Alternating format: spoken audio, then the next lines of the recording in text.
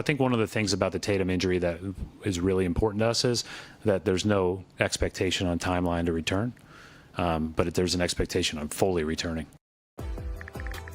That's Brad Stevens, and Brad Stevens we trust, and we thank you for trusting us here on Boston Has Entered the Chat inside our Salem 5 studios on a Wednesday, July 9th. We're here to get you over the hump on a hump day. Good Travis morning, Thomas, y'all. George Balekji, what's going on, my man? Hey, feeling good on this Wednesday. We hear Brad giving clarity to long-term plans for the Celtics. Excited to get into that. We'll talk what's trending. Masataka Yoshida returning to the Red Sox lineup. What does that mean for the outfield? We'll talk some F1. You know I love doing that. You do. And then we'll be talking some Rafael Devers, the latest in San Fran.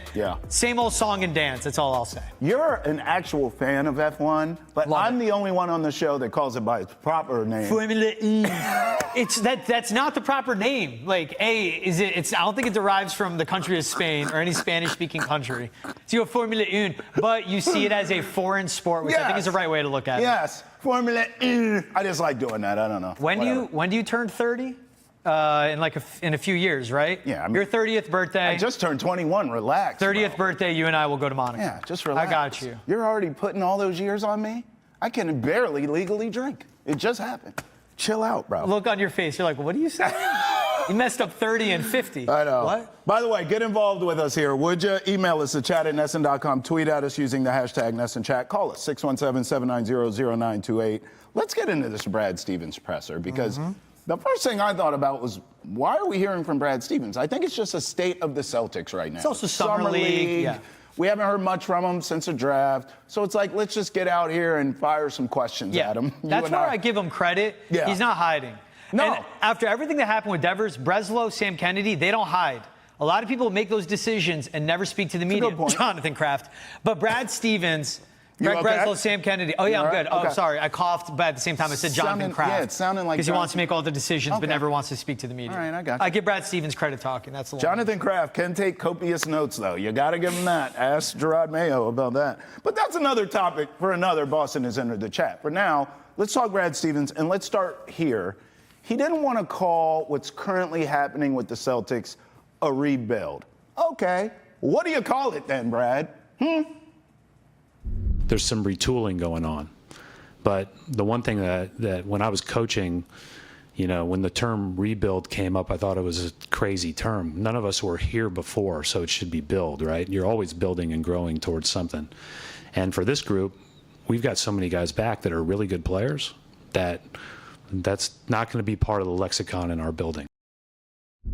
Hey, shout out our director, Jenny, on that one. You talk about chemistry. I had no idea you were tossing to a shot there. I was like, Trav, keep going. Anyhow. Me and Jenny, always. Appreciate you. Hey, you know, call it what you want. Retool, rebuild, whatevs. Here's the plan. Right now, this season coming up, we're going to struggle. And then we get our guy back in Jason Tatum. And by then, it will be a completely new look team. And we'll go with business as usual, trying to get another title. I don't care what you call it. That's the truth, George. Yeah, and that's where you could call it whatever. He talks about, as he opened up with, I'm not going to put a timeline on Tatum. So that says, hey, he could be back this upcoming season, but also I'm not putting pressure for him to be back this season. Sure. But I'm not going to write it off, and then we tank in and sail in this season. But he says, and it could be a rebuild. There's different levels to it. Just because you say rebuild doesn't mean it's going to take 5 years. Now, there's the retool, and that's fine. Call it a renovation. Let's go with that. You know, that's a quicker way to get a home, right? Whatever it may be, this is still a team that the expectations with the Boston Celtics and the standard of the Boston Celtics is championships. It's getting to the finals. It's getting to the ECF. It's getting to be one of the final 4 teams left in the NBA. And the reality is that is not a reality with Jason Tatum not playing basketball. Sure. Call it a retool, call it a rebuild, say how long you want it to take. Whatever. You have to revamp this roster, and who knows when Tatum's back, who's around him. This upcoming year, I expect it to be Jaylen Brown and Derek White. But by the time Jason Tatum's back, I wouldn't be shocked if Derek White's gone at that point. Again, I keep going. It's not about this summer. It's not about the opening night of the season. It is about the trade deadline in the NBA. Who's around, who's still there, and who's on the team when the trade deadline comes and goes. That's fair. I think you've addressed everything in terms of the roster, and I agree with everything you said, by the way. I wouldn't be shocked if it's possibly Jaylen Brown, but that we don't need to go there. I'll stick with you with Derek White for the sake of this conversation. Yeah. But I also would add, I'm still not convinced that you'll have Joe Mazzulla leading the new-look Celtics whenever Tatum does come back. I'm still convinced it'll be a different head coach because I believe he'll get exposed this season based off of the lack of talent you have. And you have to, as a coach, maximize what you do have. I'm not sure he can do that. Brad Stevens spoke about that too, quote, "We love to have Joe here for a long time." He also clarified Joe Mazzulla's here. Like, we signed him. Yep. There's He had that multiple extension. Yeah, there's multiple years on that contract. Now, some of me, George, kind of like rolls my eyes at that in the sense of how many buyouts do we see for coaches? That doesn't, just because you signed an extension doesn't necessarily mean you're Monty safe. Williams. Yeah. Year after 1 year on a 6-year, $78 million deal. We fired. see it all the time. Yep. So I'm not necessarily putting eggs in that basket of job security for Joe Mazzulla, but I thought Brad Stevens speaking to, we're not even thinking we're getting rid of no damn Joe Mazzulla, he's going to be here for a long time, was a smart play. It was a smart thing to say for right now where they're at now, George. That's where it puts to quell like any of the questions of Mazzulla in the future. Yes. At the end of the day, it doesn't matter the contract. It's the superstars. It is the superstars in the league. Do they want the head coach? Do they buy into him? Do they follow him? Will they play for him? Do they listen to him?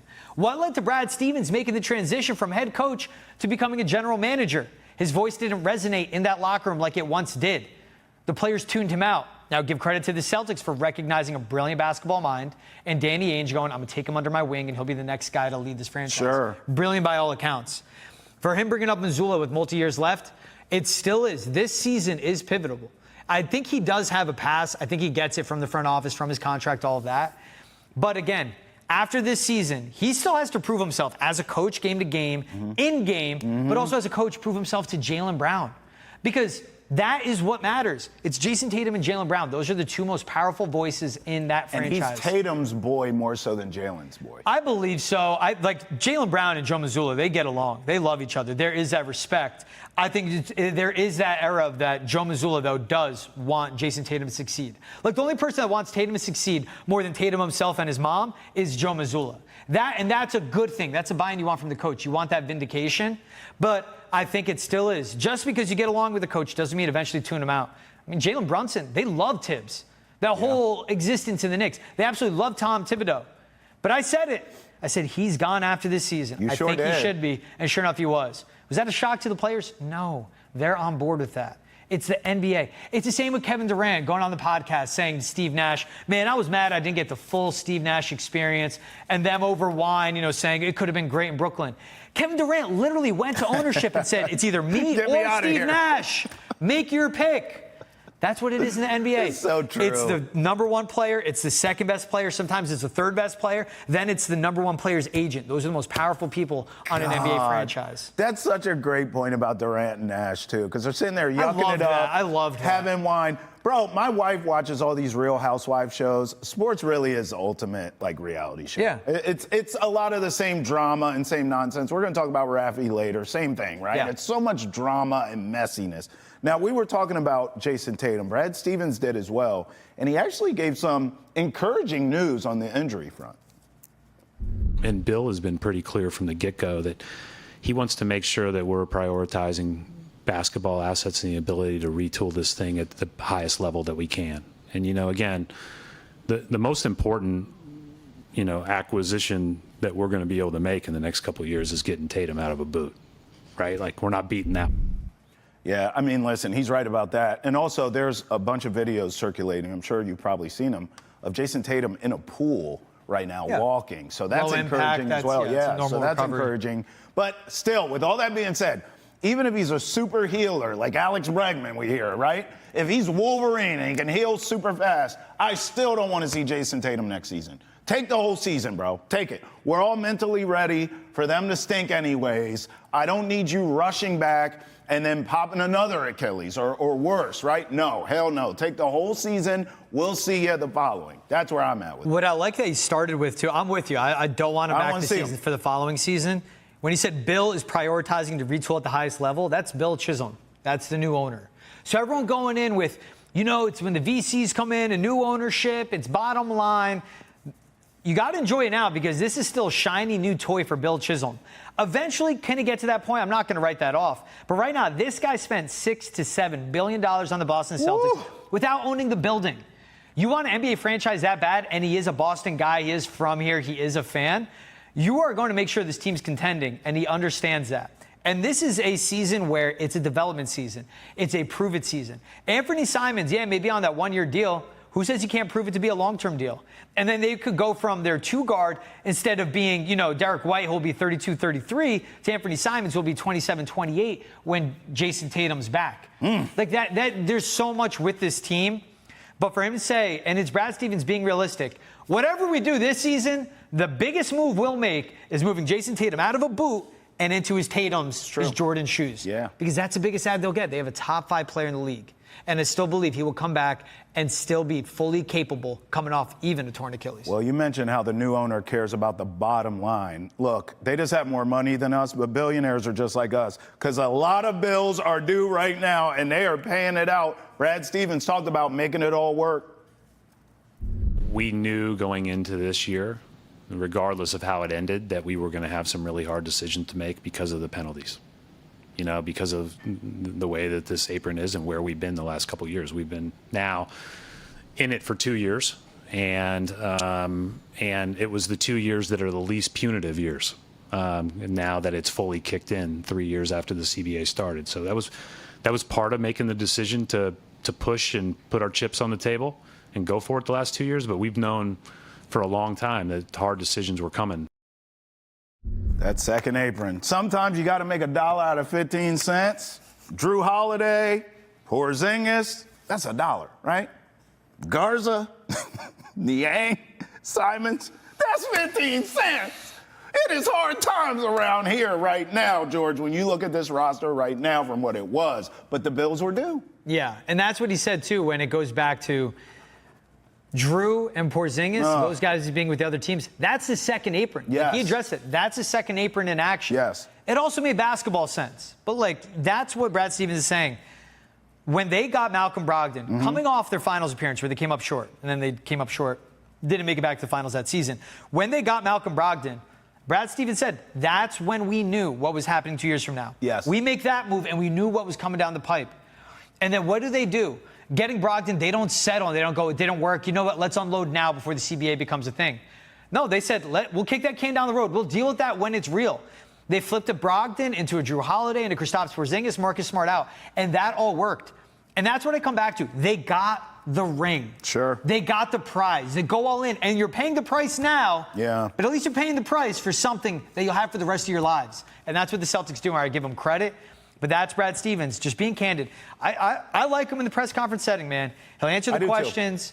He'll talk. He'll be up there. He'll take all the bullets. Yeah. And he will give some insight and honesty to his answers. Because other guys, they would have been like, no, it wasn't second apron. It was just, we have to do what's best for the team. Just answer it and be straightforward to the fans. Brad Stevens is that. Here's a quote about Luke Cornett and Al Horford. Now, a lot of us feel like, hey, maybe Al takes a little discount, comes back. Brad Stevens was asked that, quote, we made offers to both Luke and Al. We would have loved to see them both come back. I would say that's unlikely. So we know Luke got the bag from the Spurs. And look, we came up here after he got paid, both of us, and we were like, good for him. Good landing spot. Spurs have it cooking right now. They got it going on out west. Celtics shouldn't pay that kind of money for him. Okay, so we all felt that way with him. As far as Al Horford goes, hearing Brad say that, I am not encouraged that Al Horford comes back to the Celtics. It feels inevitable now to me, George, that he signs with Steph Curry and the Warriors. I think that's what it is. I mean, he basically said, we made the offers. Yeah. We'd love to have him back. I think it's unlikely. He couldn't comment more on Al Horford. And I think for Al Horford at this point, it's the Celtics going, here's the vet minimum, here's a mid-level exception, here's $5-6 million. Yeah. Where I don't think the Warriors give him a boatload, but it's here's 7 or 8. Maybe here's the same price, but Al, you get another ring. You can win now. And he fits that Warrior system perfect. He does. That's what matters with Smart that. player, can shoot the three, plays defense. He's got, you're right. And it's retirement that he's between, even. That's what the reports are saying. It's not Boston or San Francisco. Yeah. It's San Francisco or retirement. And if you're mulling retirement, are you going to come back for a retool to be back in Boston? I would if it's a 2-year plan. So in other words, if I'm Al, I would come back knowing next year is kind of a wash, and then I get Tatum back. but he's mulling retirement. Right. You know how hard it is at that Right. point, how long he's been playing basketball for? At the level he has. Right. From playing at Florida, coming up in the DR, playing for that team, playing at Florida. Exactly. Hawks, Boston, Philly, back to Boston. There's OKC years in there too. He's played a lot of basketball. It's a year-by-year thing with him. And I think if you're going year by year, you want to get your bag one more time, and you want to get that ring. Right. Play with Steph? Why not, man?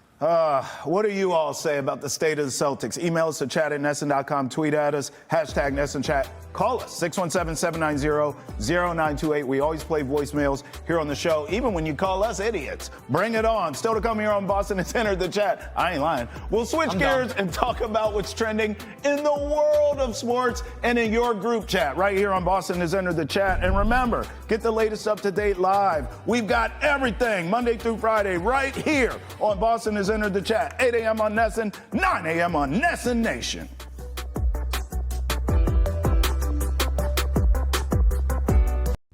Time now to get into what's trending in the world of sports and your group chats here on Boston has entered the chat. Travis Thomas, George Balekji. All right, George, let's start here. Masataka Yoshida tonight making his return for the Sox at Fenway. What can we expect, my friend? I mean, that's him. Has to be him sliding in at DH. Yeah. That's what it is with Masataka Yoshida. That's what he always was. But this is a guy, for the baseball fact of it, what the Red Sox will get once he's back in the lineup. Someone that can hit 280, 290, around 800 OPS.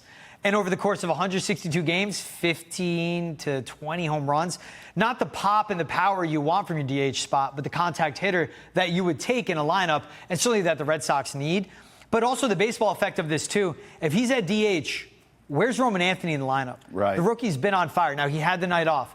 But over his last 10 games, he's hitting above 350. His OPS is through the roof. And he's on a current hitting streak as well. He's getting comfortable. And he has that power in that bat that you see and you know. The way he swings and the ball coming off the bat, he is different. Okay, so where's Roman Anthony? And is he going to be in right field? Where's Willie Abreu? Is he going to be in left field? Where's Jarren Duran? What do you do with Ceddanne Rafaela? I think this is the domino effect of you get healthy, you bring them back, that's good. But what does it affect the rest of the lineup? And also, what does this mean for Jarren Duran's future with the team as he's been in the trade rumors of teams on the outside making calls about him? Teams like the Padres that want him. And also for Yoshida, this could be twofold. He made a quickly, surprisingly, really fast recovery from the IL, from getting activated to coming back to the major league level.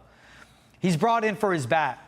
Is this him in an audition with 3 weeks left in July until the trade deadline for someone that needs a bat like him that they trade him? Because he was a Chaim Bloom guy. He wasn't a Craig Breslow guy. Yeah.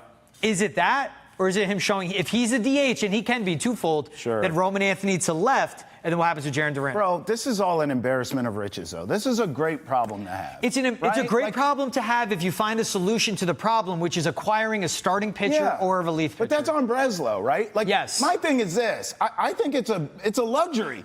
Ask the White Sox if they would love to have this. The Red Sox just beat the hell out of the Nationals over the weekend, right? Ask them if they would love to have this issue.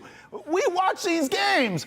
They are destroying the Rockies. The Rockies suck. I'm not taking anything away from the team Red in baseball. Right. I'm not taking anything away from the Red Sox in saying this. Yeah. You're beating teams you should. And we've seen you get swept by teams you should be sweeping, okay? So I'm not taking away from the Sox here. What I'm saying is these other teams suck. And they would love to have these issues. Just because you have a log jam and you got to figure out what to do with your lineup, good. That's for Breslow to figure out. Who do we move here where we have a log jam to help us here where we're weak, to make us stronger as a unit? I think it's a great problem to have. I really do. And it is something, too, you bring up, like who they're beating up on. The Rockies and the Nats, they're bottom 5 in MLB in both bullpen ERA and overall team pitching ERA. These are the 2 worst teams in baseball pretty much. You're facing, and you're beating up on them. Cool. That's awesome. You want to beat up on the good teams? You know, like the Cubs, the Phillies, and the Dodgers, who you'll see after the All-Star break? That's when you go out and you make these trades and make these moves. Now, I'm not saying a move will be made before then. Again, this is Masataka Yoshida and could be an audition. I don't know what Jarren Duran's future holds. I like him as a player. I think they hold on to him.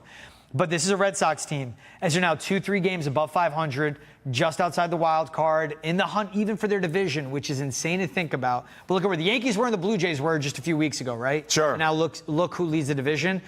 This is a team. You get Massa back, you need to make the moves. This lineup needs to be solid, and you need help with the arms. I like Duran as well. But I will say this. I think it's a business move with him. If you're not going to re-sign him, then you got to move him and you got to get back what you can, right? But it could be a good baseball move. What's important is crochet's crochet. Giolito's been nails. Yes. We just saw Brian Bayo. Complete game, 10 Ks. Yes. Absolutely amazing. Yes. If that's your 1, 2, 3, great. You still need a 4. What is Bueller? Like, if he doesn't walk guys, it's a win. No. You need a good 4, and you need more arms. This All-Star break will be good for a Greg Weitzer. It'll be good for a Brennan Bernardino, but you need more arms in the pen. All right, this is George's dream. F1, Red Bull team principal Christian Horner has been fired in the middle of a season. What the hell's going on here, George? So you see the tweet on your screen. Christian Horner has been sacked as team principal for Formula One with Red Bull with immediate effect. This is the equivalent. What a principal is in Formula One is the general manager, president of football ops, head coach, all wrapped in one.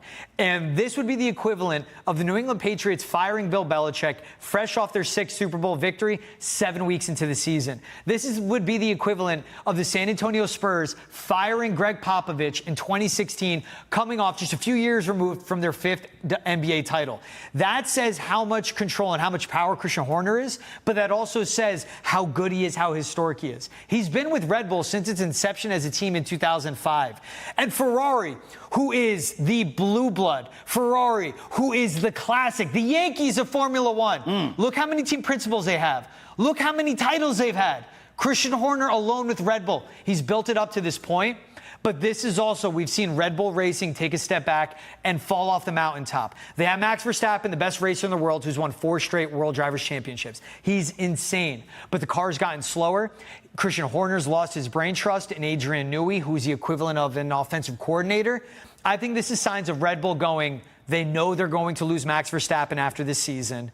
They know the racing team isn't as good as it once been. They're doing a complete rebuild. They're going to blow the whole thing up, and they get Christian Horner out of there now to start looking and developing, okay, for the future. Let me ask you this. Is there a world where you could see Verstappen and Horner together again with the same team somewhere else, or do they both go elsewhere individually? I wouldn't rule it out. I don't know enough about Max Verstappen and Christian Horner's working relationship. I see no reason why not, because Horner has been able to run it. Okay. But also, this was Max going to the best situation. And it costs a lot of money, let's be real, to afford a Max Verstappen and a Christian Horner. I think of Aston Martin right away because they have Adrian Newey, who is the greatest racing mind of all time when it comes to designing cars. And he was designing that Red Bull car that Max won all those championships. He's a team principal? No, he's a lead engineer. Okay. Again, so they could have Horner, though, and Verstappen. You are paying Adrian Newey. You're paying him a lot of money. And that's where the money comes into it, and you're going to pay Max Verstappen. I think we've seen, too, Max with Adrian Newey more, important, more valuable than Max with Christian Horner. And you can't overlook Christian Horner from 2 years ago with Red Bull, had the sexual harassment allegations, which Red Bull said he was fine, with an employee of the racing team. Is that, again, something you want to bring with you? I wouldn't. All right, how about this? In other news, the Washington Commanders, a little throwback action. They have new unis, and they're going back to the old school. Which, look, I get changing the name, George, right? Love these. Why'd you ever get rid of these? Like, you should have just kept the uniforms. It's the rebrand. I mean, it's the Seahawks brought in new jerseys. That was the right move. We saw the Patriots go to the all blues. But these are the best, bro. I forgot how good these jerseys were. Yeah. The color scheme, the design, everything, until seeing it there. Yes. And with that W on the side for Washington, the Commanders and all of that, those look clean, man. I know. love that. Listen, I'm all for getting rid of the old name, too. And I like that they're going back to the old look, however. But you need a new name. I'm sorry. Commanders is terrible. It has not grown on me since. It's awful. George, you know it's awful. What was a good one? Like Wolves? Red Wolves is what the fans wanted. Yeah. But there was an owner at the time, maybe you heard of him, that was a moron and a piece of shack. Yeah. He didn't care what he didn't care what anyone wanted. So he went Commanders. He went rogue and said Commanders. And it is what it is. It's just one of the worst owners of all time in Dan Snyder. Yes. I think with Josh Harris now in as the owner of the Commanders, I think they get it right. These uniforms, and they'll be wearing them 2 Sunday night games, Christmas Day game against the Cowboys. Like, talk about holy throwback. Oh, again, how they built this roster, who they've hired in certain positions, what they're doing around Jaden Daniels, going all in as well. Yep. It shows, like, good ownership matters in sports. Sure. And what good ownership does, too, is they hire the right guys. Is Josh Harris coming in as the owner, but going from the San Francisco front office to bring in someone to lead that way, and what they're doing now, this all matters. This is a great move. I love seeing those. You guys want to see George get triggered? George, do you think that with the Commanders doing this, with their uniforms, that we could see a Patriots revamp for what they're. Just throw out the all blues. Throw them out. Go back to the Brady era, the peak Brady era jerseys. They brought in the all blues when Brady was still here too, which is such a crime against humanity.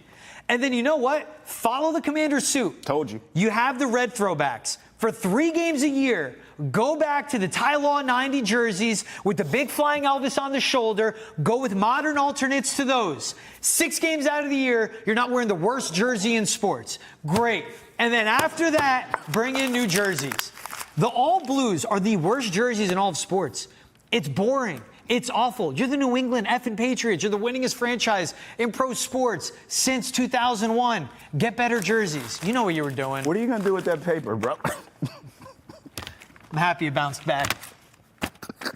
You knew what you were doing. I did. Listen, I'm a journalist, and I have to ask a question. That's all. Sometimes you don't know what the response is. And you know what? Sometimes the best question to ask is even when you know the answer. That's the best question to ask. Watch this. It's such an easy win. The Seahawks, when they brought back their 90, the Steve Largent Day uniforms, the 49ers have like slight ticks to the alternates they brought in. Oh, there you go. There you go, George. Wait. Oh, that's from May 20. I thought they put that out today trying to do something. Look how bad those look. This is nightmare fuel for George. That is a high school jersey. That is no disrespect to any of the beautiful high schools out there. I love high school football. That is a high school jersey. Look at Kyle Williams putting his hands up. Guys, get me out of here. He's like, get me out of this. I don't like any of this happening. This is fantastic. Easiest win of all time if the Patriots make a slight pivot back to their previous jerseys or they just do a complete revamp. We have less than a minute. I'm putting you on the spot. Best uniforms in the NFL. Right now. Yep. I still say the Raiders. It's something about that black and silver. It always does it to me. Eagles, Ravens, especially when they wear the all blacks. I'll go Ravens. I go Ravens with the purple. That looks clean. Steelers, man. Steelers are good. Oh, the Viking ice whites, the Bengals, the whites they wear too. I think the Bengals as is. It's the uniqueness of it. Yeah, that's true. 49ers. What it's about that the logo. Raiders, bro? You ain't giving the Raiders no love? The black and silver that's clean. That's tough. That is clean. I will go Steelers. I go Ravens. And then I'm going to throw in 49ers. Those are the best jerseys. I like the Niners color combo. You know what I mean? Yeah. That red and gold, that goes well. I like the color combos. I'm into that. Even the Jets have better jerseys than the Patriots. The Jets? Yeah, Hell no. Brick and Jack Johnson. Doing all the TikTok dances. They got better jerseys than you guys. How did you remember their names? I will never forget those names, and I hate every bit of that. We'll have more of Boston has entered the chat next. George will continue to throw papers at my head. That's what he does. Don't go anywhere. Roll with us. We're having fun. It's the morning. Party with us. Come on.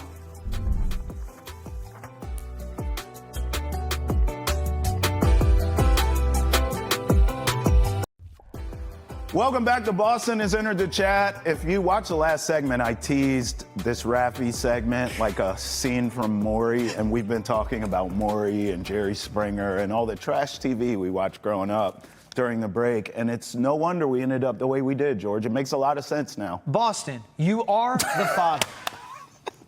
I liked it. I appreciate that. Listen, I work hard on these teasers. So, Raffy, you know, I remember coming on here and going off. Not because he got traded. I know a lot of people hated the return the Red Sox got back. But you and I did a good job of bringing some brevity to the situation of, look, yes, the return wasn't what we wanted per se. Yeah. We all thought we could have got more. But the big elephant in the room was getting rid of the contract, getting the Giants to take all the money. That was the win for the Sox, so to speak. Yeah. And then getting the headache that is Rafael Devers out of the clubhouse. We did a good job with that. What really chapped my arse and ticked me off was Raffy's introductory press conference. Yeah. When he had been there 5 minutes. What is it? These are the guys in charge. I'll play wherever they want me to play. I'm so happy to be here. Whatever you need. What? Where's that energy here? Well, now, funny what happens with time. It reveals everything, doesn't it? So Will Clark, Giants legend, first baseman, has been trying to work with Raffy, but he's been getting curved. Oh, another baseball legend getting curved by Raffy. Take a listen to this. And we weren't gonna like go through anything physical. We're just going to walk through and say, hey, look, if throw's coming from over there, stand this way. If throw's coming from over there, stand that way. It wasn't going to be this big thing, right? And Friday, Saturday, Sunday, he did not come out early at all, period. Not at all. Standing up Will Clark. But here's my thing. Also, Will Clark did mention that the Giants manager, Bob Melvin, and the third base coach, Matt Williams, spoke to Will Clark like, hey, get some work in with Rafi at first. They asked help coach him him to up. do it. Yeah. So it was invited, and that's something that was pushed by, again, the manager of the team, Bob Melvin. So Rafael Devers doesn't take the field early, Friday, Saturday, or Sunday, but that was a weekend of the Red Sox in town. So Will Clark later in that interview said, but I get it. Red Sox are in town. He doesn't want to deal with all the BS, all the attention, all the media, especially doing it right in front of his former team's dugout after everything that happened in Boston. I get that. That's Will Clark understanding the whole situation. Two things here, though. If you're Will Clark, he doesn't come out early on Friday. You go to Bob Melvin, literally as he's walking off Where's field. your boy? Bob, where's Rafi? Yeah. Then you let it happen Saturday and Sunday? Okay, Will, you got to ask. You are a San Francisco Giants legend. Multiple times finishing top 5 in MVP voting, an absolute hoss at first base all those years. You were a staple. That's why he didn't ask, George. That's ego. Yes. I'm Will Clark. I'm not going back to the skipper. I'm out here. Where are you? But Bob, check your boy, and you never saw him. On the opposite end, too, though, that's also Bob Melvin having that understanding and going to Rafi, hey, if you don't want to do it, tell me. Go talk to Will Clark or let me talk to him himself. Sure. There's so many moving parts with this. I think this was way blown out of proportion because Will Clark himself, when you listen to the interview, goes, I get it why he didn't come out early. When you read it, it reads really bad. When you hear him explain it, it makes a lot more sense why Rafi didn't go out there. Will Clark, bro, I get your ego, man. You're a legend. You got to ask, Bob, where's your boy? Rafi, if you don't want to do it, you got to go to Bob Melvin or you got to go to Will Clark. Hey, man, I'll work with you at first, not this weekend. I understand it. This whole thing's blown out of proportion, though, but it is Rafael Devers. Again, what's a common denominator? Rafael Devers, not proper communication. That's right. What's going on here? Yeah, it's messy. I don't think it's blown out of proportion. I think this is messy. I think this is how Rafi does business. And good for the Red Sox to wash their hands of that. It's the Giants' problem now. Yeah. Meanwhile, the damn Giants, much like Boston, but better, are a really good team. They just won last night. Walk off inside the park, homer against the Phillies. That's a major NL tilt. Clash of the Titans. They win that game. They are rolling. This team could be in the World Series when the smoke clears, George. Yeah. And this guy still can't get his mind right. Future is bright here in Boston, but right now, so you go from a team where the future's bright and still can possibly make a playoff push. Certainly if you still had Devers bat, we would think that, right? Yeah. Then you go to a possible World Series team and you still don't know how to act. But wait, there's more. Will Clark went on. He had a warning for Rafi. But Rafael Devers, the next time I'm in San Francisco, your will be on the field at first base. Just letting you know that. Just from the but if he's not going to go out, he's going to tell you. Hey, look, even if I got to go grab you by the back of the neck and drag your ass out there, you will be at first base. Rafael Devers. I mean, George, what's their record since Rafi has got there? 10-11. They've won 4 in a row, but they're 10-11. Sub 500. So Rafi can't escape the sub 500 life, even being in San Fran. I would like that to add some context to it, too. Will Clark, again, legend of the game. Little taps. Rafael Devers. And then going with, I'm going to grab him by the back of his neck. Yeah, good luck with that. What screams more old school baseball, thinking you can say that or do that, or even just say that about someone? He wouldn't literally do that. I assume he wouldn't. Because if someone did that to me, if I'm Rafi and someone grabs me by the back of my neck, hitting their arm off, punching him in the face. Absolutely. So that's also part of it, too. It's like the more I heard Will Clark talk, I'm like, this guy's a little tapped in all of this. Again, Rafi should work with him. He wants to help him. That's a franchise legend. And Bob Melvin himself, your manager, asked Will Clark to help Rafael Devers. This is also, again, dude, it's a different coast. It's a different team. It's literally a different league from the AL to the NL. It's the same story. Bob Melvin, you got to communicate to Rafi better. Rafi, you got to communicate to Will Clark better. Clark, you got to communicate with Bob Melvin, the manager, better. Because why are you going to have someone come out to San Fran and not assure that he's going to work with them? And there might have been something to this, too. I think of this whole thing.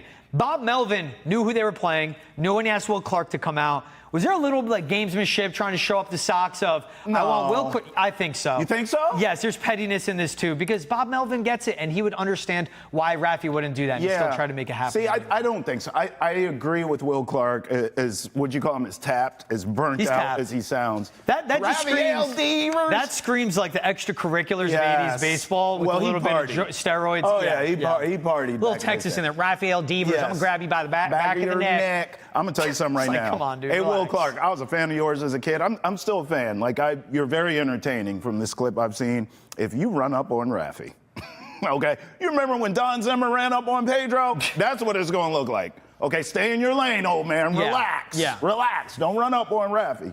But I don't think there's any like trying to show Rafi up here. I agree with Will Clark in that it wasn't appropriate to do it during the Red Sox series. I would agree with that. But I think after that, now where we're at present day, the fact that you still are leaving me on red and you're not working with me at first base and I'm a damn legend. Yeah. And you said out your mouth, Rafi, that you would do whatever the team wanted and you'd play wherever they wanted.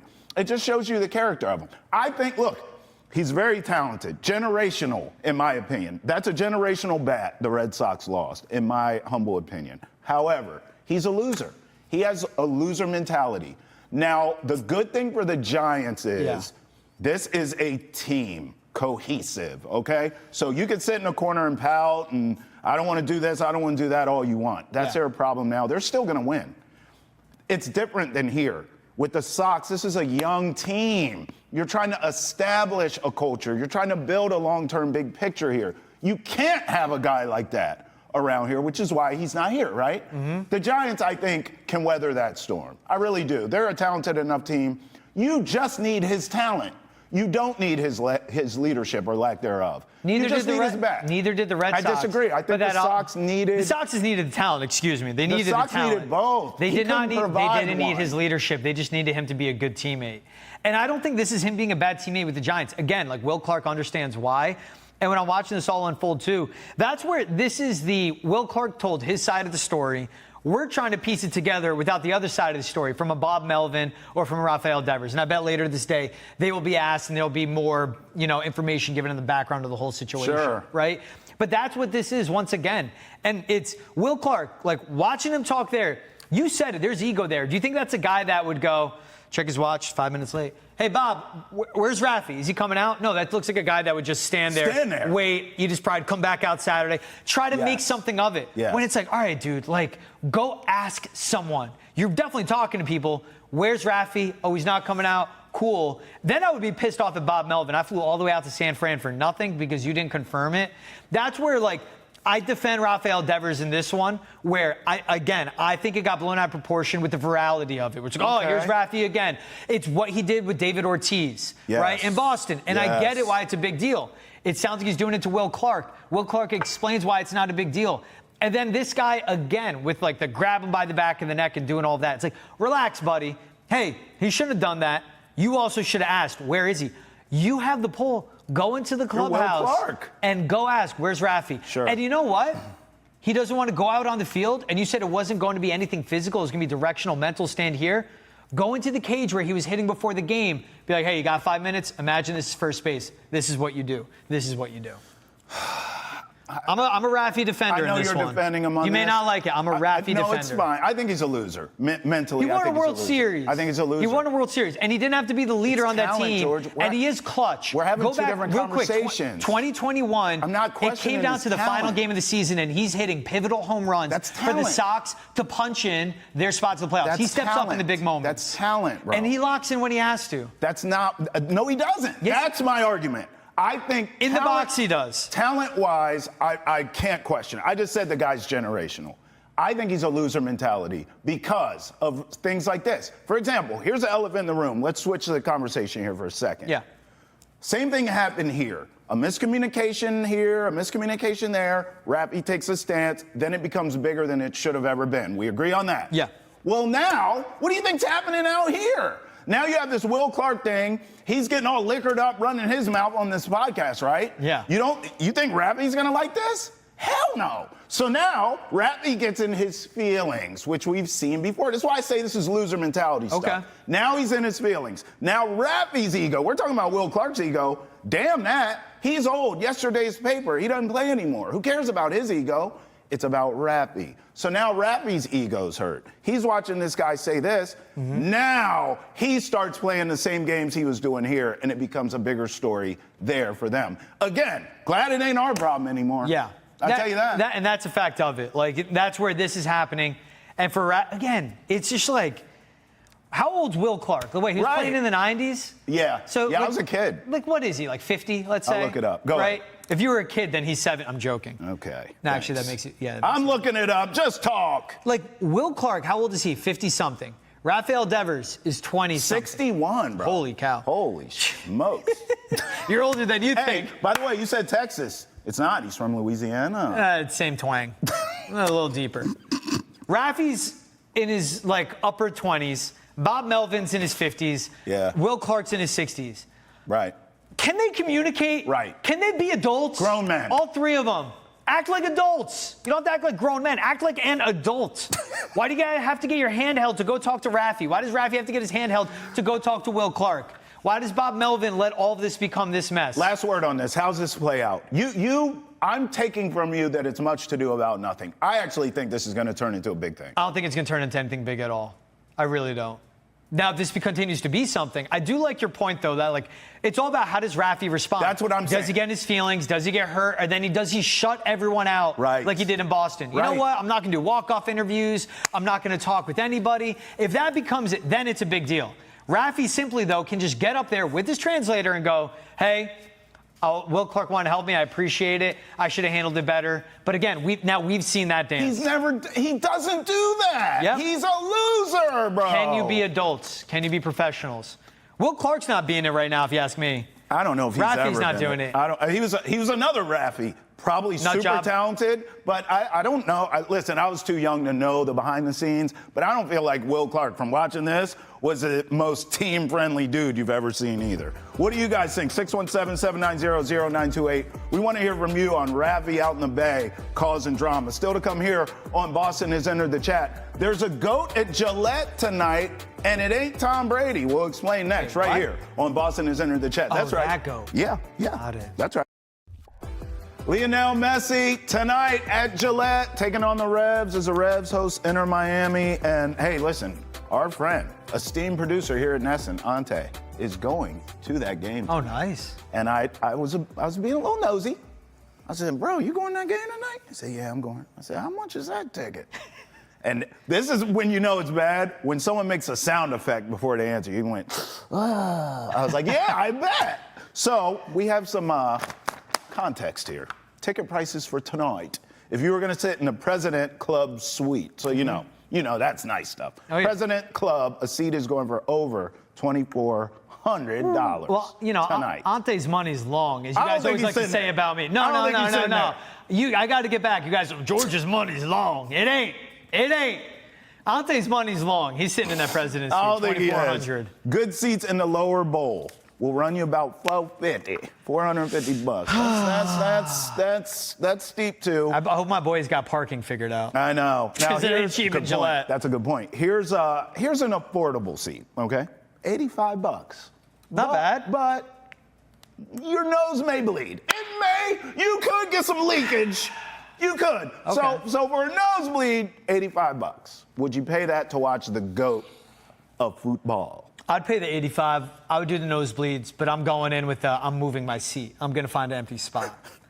Does it There's fill no out? empty spot. Does it fill out? Well, What do the Revs get so per game? I've been to a couple Revs games, right? Yeah. What they do is there's certain parts of the stadium that are just not available to sit. Those are what gonna be mean? opened up. Those will be opened up. For Messi. So I also don't think your game plan would work. Why? I think you would pay for the nosebleed, And and be then you stuck would up never. there. Yes. I'd dude. find my what way down empty there. seat are you gonna find? I would do standing room. I don't care. Yeah, I don't know. I know this. Here's my thing. $450 for washed Messi. I'm good. I think I'm good. Whoa. $450 for an MLS game. I'm good. Whoa. For washed. He's tearing up the MLS. Do you want to talk USA men's national Dude, team you again? just won a World Cup. You can't call this man washed. Why do you think he's with Inter Miami? Money? Look, here's the beautiful thing about MLS. I think what you're saying is outdated. I think back in the day, like I covered a guy, Fat Wayne Rooney. DC United swore they were getting Rooney. No, you got pint drinking Rooney. That man was big. He was big and he ain't give a damn. He cashed some checks and he went on about his business. Yeah. That was once upon a time. Even Beckham, when he came to MLS, had a couple years. But I think that's an outdated thought. I do believe that these international superstars get older and the MLS presents an opportunity for them to age gracefully and play against lesser competition, I'll give you that, and make their paper. But to call Messi washed is a little aggressive. He still has a lot of game left in him. With that being said, I agree, I would probably pay nosebleed prices to watch him play. Because just to be able to tell my kids and my grandkids, I went to see him play in person would be great because he's a GOAT. But it begs the question, what current athlete, or even past, we'll start with current, what current athletes other than Messi, because both of us would pay the nosebleed prices for him, what current athlete would you pay for right now to go watch play? Top dollar, I think it's with Wimbledon going on. I got to watch Djokovic.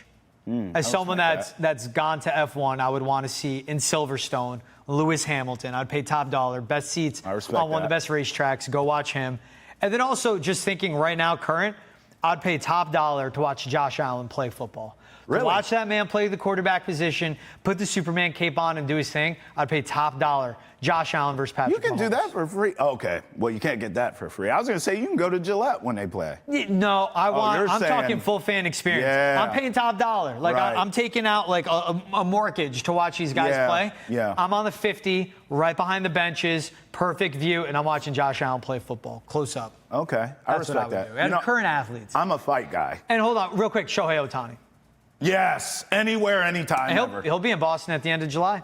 Maybe we should make that happen, my friend. Because as you know, I'm an Ohtani guy, so I'm with you there. For me, I'm a fight guy. John Jones. So John Jones just retired, right? Like 5 minutes ago. And then it was rumored, which I don't think is a rumor, that UFC's going to fight at the White House in 2026. And John Jones said, I may have to. So I actually am a sucker for all this fighting stuff. And being from that area, I'm paying what I got to pay to go watch fights at the White House and to see John Jones on top of that. So I will be paying whatever for that. Yeah. And then Wemby at TD Garden, I want to see. Spurs taking on the Celtics at TD Garden. That's a good one. I want to see Wemby live and in person. And then Skeens against Crochet. Okay. I like that. That's an old school, like, pitching Ace on matchup. ace. I will watch that. I'll pay money for that. I like that call on that Skeens versus Skeens against Crochet at Fenway. If it were to happen, I need to be a part of that. It's Shohei, and I mean, if we're talking hockey too, it's McDavid. It's the most dominant guy on the ice in person. Yeah. Put him at TD Garden, taking on the Bees. Great atmosphere. That's what I would do. I wouldn't pay for that. I would pay to see McDavid get his first cup because I think it's coming In person. Yeah. That'd like be if good I can get a Game 7 where they don't play the Panthers. Like the oil against anyone other than the Panthers Game 7, I'd be like, McDavid's going to win this one. Yep. It ain't the Panthers. Yep. I would pay for that. What about past athletes? What would you pay? I got to go Jordan. I mean, I was born in 94. I know that was his second era of like his dynasty. I mean, it's Jordan. Give me bro. 92 Jordan. Give me 93 Jordan. Like, I want to watch it now when I can soak it in and watch Black Jesus at work. Yeah. It would have to be Pele. Like, all I hear is about Pele. I don't understand how good he was. Same. Give me Pele. Give me Jerry Rice. Some say he's the best football player of all time. I would have to watch him in person. I'm with you. Prime Tiger. Tennis, excuse me. Golf on TV, I can't get around it. Golf in person is amazing. Red shirt, Tiger, fist pump. Give me Prime Tiger where he's just dominating the course. Yep. And, of course, I got to go Bill Russell, old original Damn, Boston you went Garden. way old school. Well, like, why not? And, like, throw in Babe Ruth, too. Like, the legends. The legends you only hear about. Some is to say, like, all right, is Babe Ruth really up to the billing? Because I think Shohei would absolutely shell him, and I would love to see it.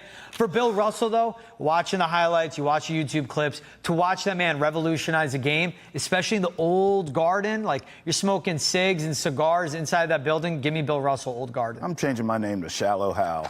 I mean, my list is trash. I picked all 90s. I picked all stuff from when I was a kid that I didn't get to see because I was a kid. on. You go all the way back? You give me Bill Russell and Babe Ruth? I can't compete with this. My whole list. I mean, I can just run through it in 2 seconds here. Shallow Hal, prime Mike Tyson, any title fights featuring Chuck Liddell, George St. Pierre, or Anderson Silva in their prime. Okay. I also have the Niners. I grew up a Niner fan, so I'd pay big money to see Montana Rice in a Super Bowl or Steve Young Rice, whatever combo. Well, think about watching Jerry Rice. You're going to get to see Joe Montana, Ronnie Lott, all those guys Steve play Young. as well. I like that Mike Tyson pull. I would love to watch him in person. Dog. Just absolutely break a human mentally and physically. Also, Muhammad Ali. Yeah, Ali Frazier, Ali Foreman, that'd be awesome. One of my all-time favorite fighters, athletes, stories. The reason Muhammad Ali got into fighting when he was growing up in Louisville, someone stole his bike. The cop that responded to his call about his bike ran a boxing gym. And Muhammad Ali asked him, he goes, can you train me? And he goes, yeah, because I want to beat up the person that stole my bike. Whoever stole Muhammad Ali's bike back in the day, thank you very much, because maybe that kid never gets into boxing. That's insane. Yeah. By the way, would you pay big money just for one more time to see Manning against Brady? 1,000%. That's a good one. That's Retired athletes don't got to go that far back. Yeah. One more Manning Brady. Manning Brady. But I want Manning Brady, Manning on the Colts in his prime, Brady on the Patriots in his prime. Yeah. His prime was forever. Sure. I would like to see that one more time, that showdown. I'm not going to lie. We didn't get a lot of it because it was at the end of Tom. If I could, kind of play with time somehow, I would have loved to take a younger prime Tom against Mahomes and get that for as long as we got Manning. Because, by the way, still in his prime, I know. That's what I'm saying. We didn't get it long enough, though, is my point. Yeah. We got Manning Brady forever, right? Yeah. But let's just be honest here. I mean, Tom owned Peyton, okay? I think if you had had a prime Mahomes, prime Brady for that long, that would have been I think that would have been better theater than Manning. I think Mahomes would have got Brady a few more times than Manning could have. A few more. I remember watching him on TV, obviously, but in his prime, Pedro at Fenway. That wasn't pitching. That was art. That was the most dominant pitcher of all time. When Pedro was locked in, that's someone I like to see in their prime. This is something we need you to get involved in. Email us at chat@nesson.com. Tweet at us using the hashtag NessonChat. Call us 617-790-0928. Past or present, who would you pay big money to watch athletes-wise? We want to hear from you. Thanks for watching. We always appreciate you rolling with us here on Boston Has Entered the Chat on Nesson. The party keeps rolling, though, on Nesson Nation. Follow us there every Monday through Friday, 8 a.m. on Nesson, 9 a.m. on Nesson Nation.